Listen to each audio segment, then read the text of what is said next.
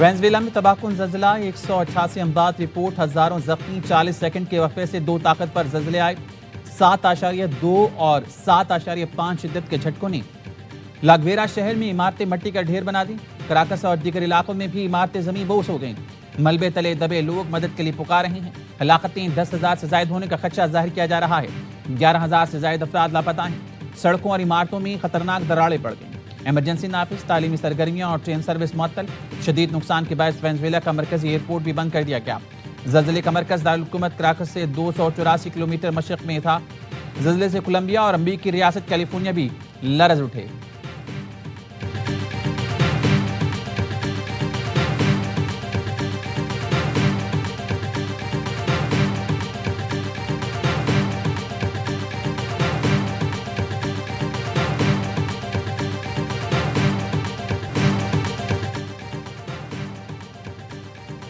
امریکی صدر کا زلزلے سے متاثرہ وینزویلا کی مدد کا اعلان۔ صدر ٹرمپ نے کہا امریکہ مدد کے لیے تیار ہے، ہم اپنے نئے اور عظیم دوستوں کے ساتھ کھڑے ہوں گے۔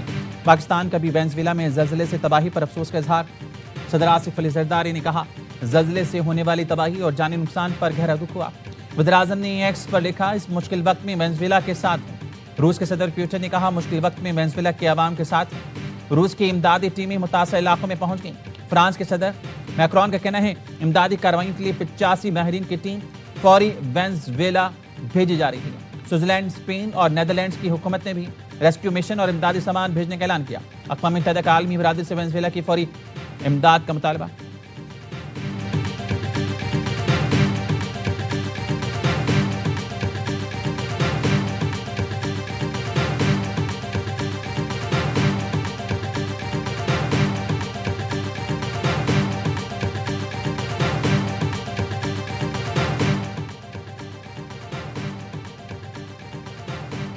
شدید گرمی کے باعث انگلینڈ کے متعدد NHS اسپتالوں میں ہنگامی صورتحال کا اعلان۔ کولنگ سسٹم ناکام ہونے سے MRI مشینیں، ریڈیو تھراپی آلات اور IT سسٹم متاثر۔ لندن کے متعدد اسپتالوں میں غیر ہنگامی آپریشنز اور اسکین عارضی طور پر ملتوی کر دیے گئے۔ بعض وارڈز میں درجہ حرارت 35 ڈگری تک پہنچ گیا۔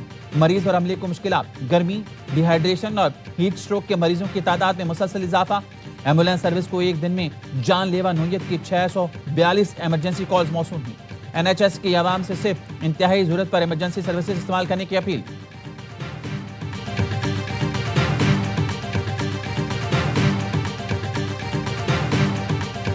Our relationship with Oman is fine. I mean, ultimately, there's not going to be any fees or tolls. Zero support among the Gulf countries for any sort of toll and the charges for the use of international waters. Aware of any money, nor have we agreed for any money to be transferred.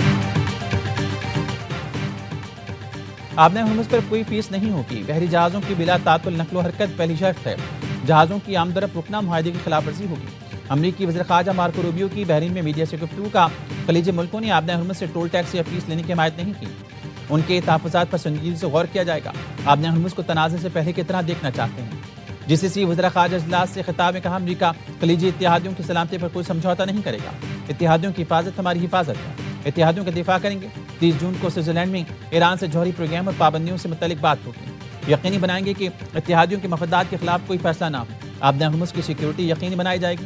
Oman نے بھی کہہ دیا Aab-e Hormuz سے گزرنے والے جہازوں پر کوئی tool یا ٹرانزٹ فیس عائد نہیں کی جائے گی۔ عمانی وزیر خارجہ نے کہا بطور ساحلی ریاست عمان آزادانہ جہاز رانی کے فروغ کے لیے پرعزم۔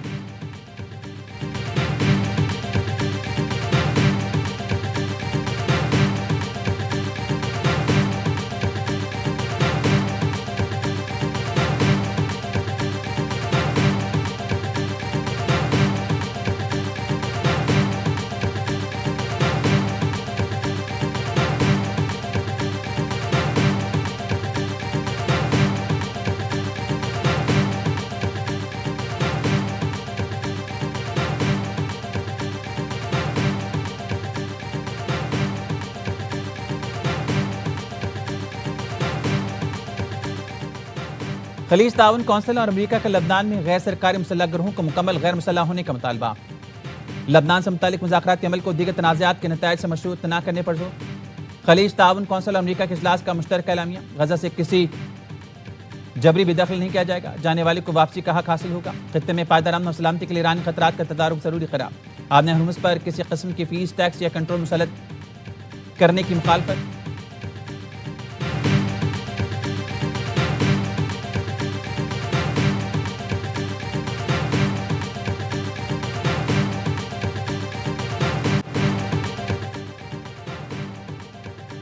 پاسداران انقلاب نے آبِ ہرمز سے جہازوں کے گزرنے کے لیے نیا راستہ مقرر کر دیا. کہا جہازوں پر لازم ہے وہ چینل 16 کے ذریعے اور ایرانی فورسز کے ساتھ رابطے میں رہتے ہوئے ہی سفر کریں. خبردار کیا صرف وہی راستہ محفوظ ہے جس کا اعلان ایران نے کیا ہے. ایران سے رابطے کے بغیر کسی دوسرے راستے کا اعلان ناقابل قبول اور خطرناک ہوگا. خلاف ورزی کرنے والے جہازوں کو کارروائی کا سامنا کرنا پڑے گا. گزشتہ روز عمان میں بھی ایران کی مدد سے نیا راستہ کھولنے کا اعلان کیا تھا.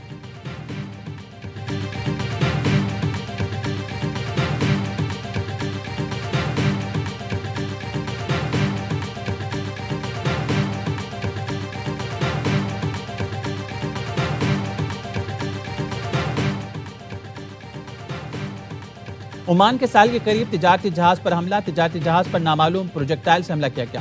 برطانوی میری ٹائم ایجنسی کے مطابق واقعہ عمان سے 7.5 ناٹیکل مائل دور جنوب مشرق میں پیش آیا.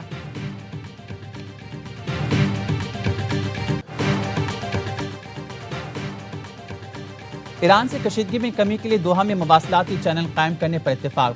امریکی نائب صدر جے ڈی وینس کہتے ہیں ایران کی پاسداران انقلاب اور امریکی سینٹرل کمانڈ کے حکام براہ راست ملاقات کر کے تنازعات حل کریں گے. یو ای نے بھی پاسداران انقلاب کے ساتھ پہلی بار براہ راست رابطے شروع کیے ہیں. مقصد خطے میں کشیدگی کم کرنا ہے. امریکی وزیر خزانہ اسکاٹ بیسن نے بتایا ایران کے منجمد فنڈز کی نگرانی کے لیے دوحہ میں ادارہ قائم ہوگا. فنڈز سے خوراک اور ادویات خریدی جائیں گی. تہران نے منجمد اثاثوں سے متعلق امریکی دعوے مسترد کر دی. باقر غالباف نے کہا امریکہ کے پاس برآمد کرنے کے لیے صرف ٹوٹے وعدے اور فضول باتیں ہیں.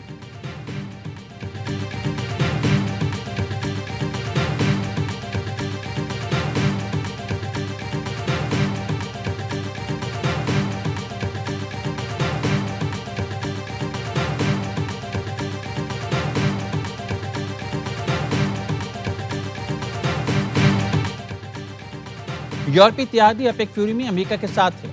اٹلی نے اپنی سرزمین پر موجود امریکی اڈوں سے 500 امریکی طیاروں کو پرواز کی اجازت دی. نیٹو کے سیکرٹری جنرل مارک روٹے کا فاکس نیوز کو انٹرویو. کہا امریکی طیاروں کو پرواز کی اجازت کا مقصد ایران کے خلاف آپریشن اپیک فیوری کی حمایت تھا. رومانیہ کے دارالحکومت میں فضائی ٹریفک میں کمی آئی کیونکہ وہاں ایندھن بھرنے والے طیاروں کی سہولت کے لیے ہوائی اڈے استعمال کیے گئے. اٹلی نے نیٹو چیف کا بیان مسترد کر دیا. اطالوی وزیر دفاع نے کہا اٹلی نے تکنیکی اور لاجسٹک سرگرمیوں کی اجازت دی تھی.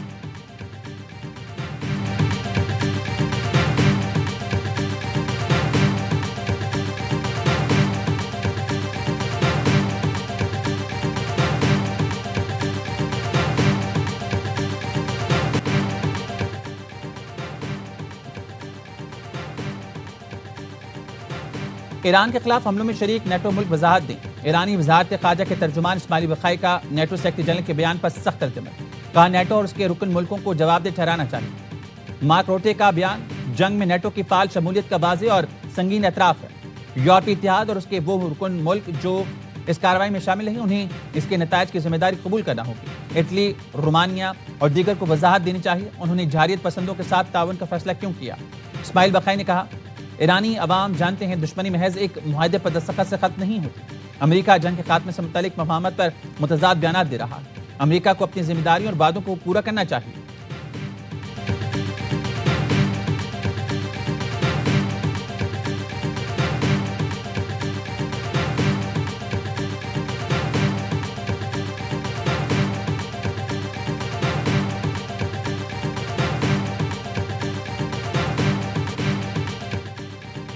ہماری مسلح فوج نے دشمن کے خواب چکنا چور کر دیا. ایرانی صدر مسعود پزشکیان کا تہران میں تقریب سے خطاب. کہا دشمن سمجھتا تھا ایران کے موجودہ رجیم کو 3 دن کے اندر ختم کر کے اپنے پراکسیز کو انسٹال کر سکتا ہے، مگر ایرانی افواج نے امریکہ اور اسرائیلی حملوں کا اس طرح جواب دیا جو کسی نے سوچا بھی نہ تھا. ایران اب طاقتور اور باوقار قوم کے طور پر پہچانا جاتا ہے.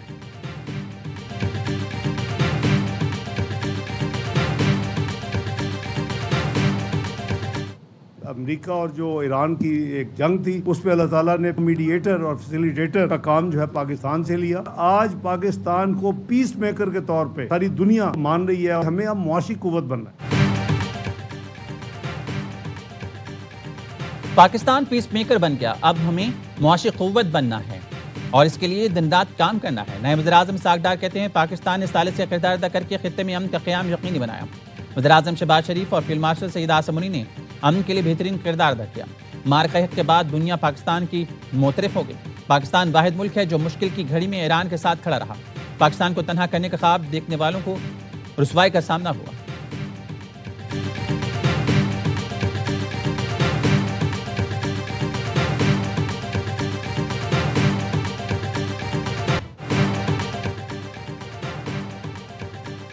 مشرقی وسطی میں جنگ بندی اور آبنہ ہرمز سے سپلائی بہتر ہونے کے بعد بین الاقوامی مارکیٹ میں خام تیل کی قیمتوں میں مزید کمی۔ لندن برینٹ 1.71% کمی کے ساتھ $72.47 فی بیرل پر آ گیا۔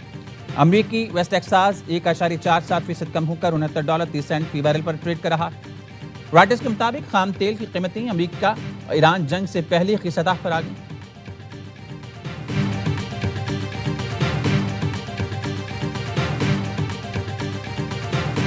آئل کمپنیوں کو پرانا سٹاک ان کے پاس تھا تو اس کی وجہ سے ان کو کچھ فائدہ ہوا۔ اب جب دوبارہ تیل اپنی جگہ پہ آ رہا ہے تو اس میں جو انہیں پہلے تھوڑا پروفٹ ہوا تھا اس پروفٹ میں سے جو ہے وہ حصہ واپس بھی ادا کرنا ہوگا۔ وہ اویلا ہو رہا ہے کہ جی اتنے 100 ارب ہمیں جو ہے وہ خسارہ ہو جائے گا، یہ بات بھی درست نہیں ہے۔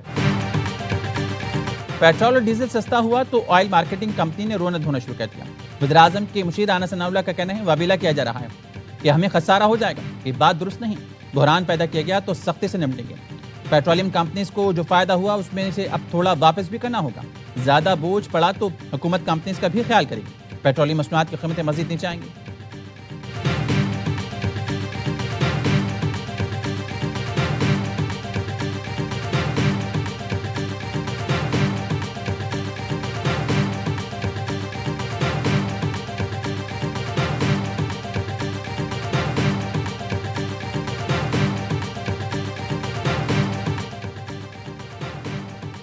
جنوبی سوڈان میں گومل زام ہائیڈل پاور اسٹیشن 8 سال بعد مکمل پیداواری صلاحیت پر بحال ہو گیا۔ وابڈا نے پاور اسٹیشن کا دوسرا یونٹ صرف 80 روز میں بحال کر کے نیشنل گریڈ سے منسلک کر دیا۔ یونٹ کی مرمت اپریل میں شروع کی گئی تھی۔ 8 سال سے صرف ایک یونٹ فعال تھا۔ پاور اسٹیشن نفس صلاحیت پر بجلی پیدا کر رہا تھا۔ اب دونوں یونٹ سے 17 میگا واٹ سے زائد بجلی کی فراہمی جاری ہے۔ خیبر پختونخوا کے دور دراز علاقوں کو محدود بجلی ملے گی۔ گومل زام ڈیم میں ذخیرہ آب کی صلاحیت 11.5 لاکھ ایکڑ فٹ ہے۔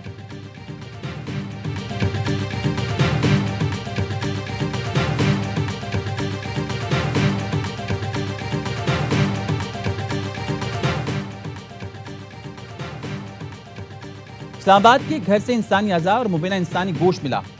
ایف آئی اے کا سیکٹر F71 میں گھر پر چھاپا۔ ذرائع نے بتایا انسانی اعضاء کی مبینہ اسمگلنگ میں ملوث 5 افراد گرفتار کر لیے گئے۔ گرفتار افراد میں سے 3 غیر ملکی شہری ہیں۔ انسانی اعضاء کو فرانزک جانچ کے لیے بھجوا دیا گیا۔ پاکستانی شہری غیر ملکیوں کے ساتھ بطور ڈرائیور اور سپلائی ورکر کام کرے گا۔ ایف آئی اے نے تمام ملزمان کو مزید تفتیش کے لیے نامعلوم مقام منتقل کر دیا۔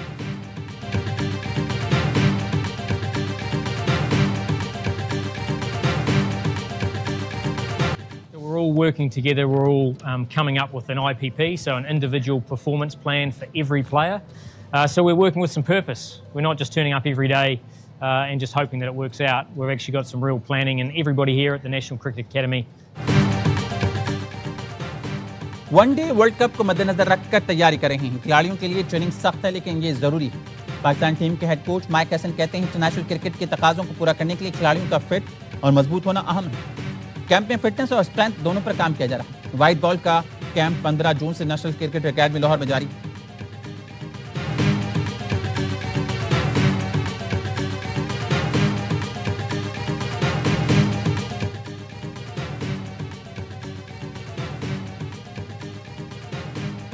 اور ویمنز T20 ورلڈ کپ کے سیمی فائنل میں جگہ پانے کی جستجو تیز ہو گئی۔ بھارت نے اپنے چوتھے گروپ میچ میں بنگلہ دیش کو پچھاڑ دیا۔ مانچسٹر میں 137 رنز کا ہدف بآسانی 19 گیند پہلے 5 وکٹ پر حاصل کیا۔ شفالی ورما نے سنچری بنا کر میچ کی بہترین کھلاڑی قرار۔ دوسرے میچ میں جنوبی افریقہ اور نیدرلینڈز کی ٹیمیں مد مقابل۔ سیمی فائنل کی امیدیں برقرار رکھنے کے لیے پروٹیاز کا جیتنا ضروری ہے۔